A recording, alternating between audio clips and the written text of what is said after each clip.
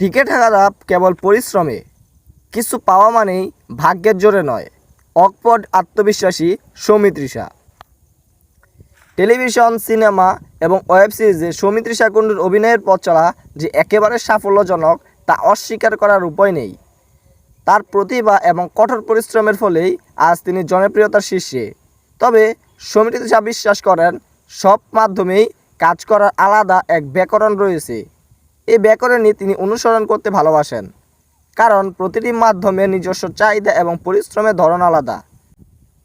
ছোট পর্দা, বড় পর্দা কিংবা ওটিটি প্ল্যাটফর্মে কাজ করার ক্ষেত্রে তিনি জানেন নিজের জায়গায় কীভাবে নিজেকে প্রতিষ্ঠিত করা যায়। সৌমিত্রিষার প্রথম ওয়েব সিরিজটি নিয়ে দর্শকদের মধ্যে বেশ কৌতূহল সৃষ্টি হয়েছে। সিরিজটি একটি রহস্যে ঘেরা থ্রিলার, যা সৌমিত্রিষাকে নতুন অভিনয়ের দিক দেখানোর সুযোগ দিয়েছে।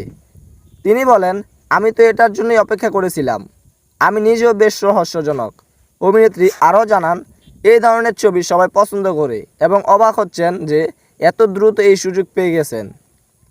কাল রাত্রি নামেই এই সিরিজে তার প্রথম কাজের অভিজ্ঞতা নিয়ে সৌমিত্রিষা বলেন, এটি আমার জন্য অত্যন্ত আনন্দের বিষয়, কারণ আমি প্রথম সিনেমায়ও বড় মাপের পরিচালকদের সঙ্গে কাজ করছি।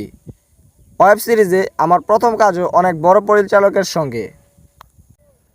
অভিনেত্রী সৌমিত্রিষা ভাগ্যের বিষয়ে বলেন, তিনি অবশ্যই বিশ্বাস করেন যে কিছু কিছু জিনিস ভাগ্যের উপর নির্ভরশীল।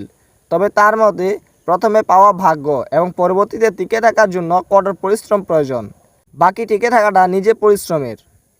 সৌমিত্রিষা বললেন, তার কাছে জীবনে কোনো কিছু পাওয়ার মানে কেবল ভাগ্য নয়, বরং তা এক কঠিন সংগ্রামের ফল। সৌমিত্রিষা কুণ্ডু কখনো আলোচনার বিষয়বস্তু হয়ে উঠতে খুব একটা ব্যস্ত নন। তবে তিনি মনে করেন, জীবনে কিছু অর্জন করতে পারলে আলোচনা একেবারে স্বাভাবিক।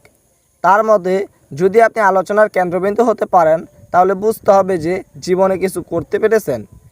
তবে তিনি যেসব কথার বিরুদ্ধে প্রতিবাদ করেন তা হলো অনেক সহ অভিনেতার অভিযোগ যে তার অহংকার বেড়ে গেছে।